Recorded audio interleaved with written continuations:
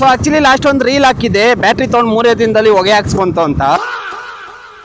ಅದರ ಅಸಲಿಯತ್ತು ಇವತ್ತು ನಿಮ್ಗೆ ಬಿಚ್ಚಿಡ್ತೀನಿ ನೋಡಿ. ಆಕ್ಚುಲಿ ಬ್ಯಾಟ್ರಿ ಮೇಲೆ ಯಾವುದೇ ರೀತಿಯಾದ ಪ್ರಾಬ್ಲಮ್ ಇಲ್ಲ. ಅವತ್ತು ನನ್ನ ನಾಯಿ ಬಾಳೆ ಹಾಕಿ ಹೇಳ್ತೀರಾ, ಆರಾಮಾಗಿ ಆಫೀಸ್ಗೆ ಹೋಗ್ತಿದ್ದೆ, ಸಡನ್ ಆಗಿ ಸಿಗ್ನಲ್ ಅಲ್ಲಿ ಆಫ್ ಮಾಡಿ ಆನ್ ಮಾಡ್ತಾ ಇದ್ದೀನಿ, ಆನೇ ಆಗ್ತಿಲ್ಲ. ಅದಾದ್ಮೇಲೆ ಯಾವುದೋ ಅಪಾರ್ಟ್ಮೆಂಟ್ ಬೇಸ್ಮೆಂಟಲ್ಲಿ ಹೋಗಿ ತಳ್ಬಿಟ್ಟು ಸ್ಟಾರ್ಟ್ ಮಾಡೋಣ ಅಂತ ಸೆಕ್ಯೂರಿಟಿ ಹತ್ರ ಪರ್ಮಿಷನ್ ಕೇಳ್ಕೊಂಡು ಅಲ್ಲೂ ತಳ್ಳಿ ನೋಡಿದೆ, ಅಲ್ಲೂ ವರ್ಕ್ ಆಗಿಲ್ಲ. ಫುಟ್ಪಾತ್ ಮೇಲೆ ತಳ್ದೆ, ಏರ್ ಬಿಟ್ಟು ಆನ್ ಮಾಡೋಣ ಅಂದ್ಬಿಟ್ಟು ಅದನ್ನು ಟ್ರೈ ಮಾಡಿದೆ, ಏನೂ ವರ್ಕೌಟ್ ಆಗಿಲ್ಲ. ಸರ್ವಿಸ್ ಸೆಂಟರ್ಗೆ ಹೋಗಿ ಮುಂಚೆ ಬ್ಯಾಟ್ರಿ ಅಂಗಡಿಯಲ್ಲಿ ಒಂದ್ಸಲ ವಿಚಾರಿಸೋಣ ಅಂತಾಗ ಅವರು ಬ್ಯಾಟ್ರಿ ಎಲ್ಲ ಚೆನ್ನಾಗೇ ಇದೆ, ಕಾಯಿಲ್ ಹೋಗಿರುತ್ತೆ, ಚೆಕ್ ಮಾಡಿ ಅಂತ ಹೇಳಿದ್ರು.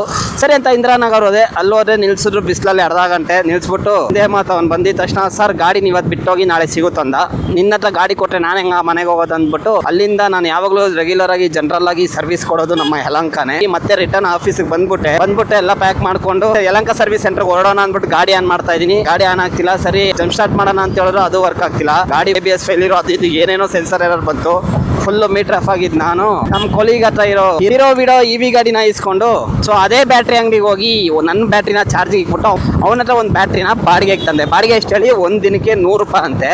ಸೊ ಹೋದ್ರೆ ಹೋಗ್ಲಿ ಅಪ್ಪ ಅಂದ್ಬಿಟ್ಟು ಮತ್ತೆ ಆ ಬ್ಯಾಟ್ರಿನ ತಂದು ನನ್ನ ಗಾಡಿಗೆ ಫಿಕ್ಸ್ ಮಾಡ್ಕೊಂಡು ಅಲ್ಲಿಂದ ನೆಟ್ಗೆ ಯಲಹಂಕ ಶೋರೂಮ್ಗೆ ಹೋದೆ. ನಾನು ಅನ್ಕೊಂಡು ಹೋಗಿದ್ದು ಸರಿ ಒಂದಿನ ಗಾಡಿ ಬಿಡ್ಬೇಕಾಗುತ್ತೆ ಅಂತ. ಆ ಒಂದಿದಕ್ಕೆ ಬ್ಯಾಕಪ್ ಬೇಕಲ್ವಾ, ಅದಕ್ಕೆ ನೋಡಿ ಇಲ್ಲಿ ಯಾರನ್ನ ಕರ್ಸಿದೀನಿ ಅಂತ.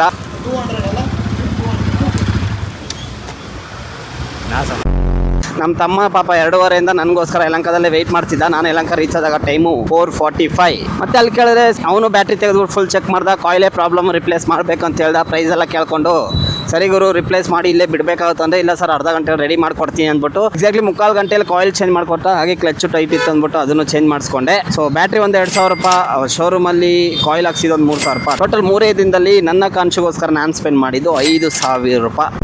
ಸೊ ಇದೇ ಆಕ್ಚುಲ್ ಆಗಿ ಆಗಿರೋದು. ಬ್ಯಾಟ್ರಿ ಮೇಲೆ ಯಾವುದೇ ಪ್ರಾಬ್ಲಮ್ ಇಲ್ಲ. ಸೊ ಈ ಒಂದು ದಿನದಲ್ಲಿ ನಾಯಿ ತರ ಅಲ್ದಿದ್ರಲ್ಲಿ ನನಗೂ ಅರ್ಥ ಆಗಿದ್ದು ಒಂದೇ, ಗಾಡಿ ತಗೊಳ್ಳೋದು ಮುಖ್ಯ ಅಲ್ಲ, ಅದು ಏನೇನ್ ಪಾರ್ಟ್ ಏನೇನ್ ಯೂಸ್ ಮಾಡ್ತಾರೆ, ಏನಾಗಿದೆ ಏನ್ ಪ್ರಾಬ್ಲಮ್ ಅನ್ನೋದನ್ನೆಲ್ಲ ಅಚ್ಚುಕಟ್ಟಾಗಿ ತಿಳ್ಕೊಬೇಕು.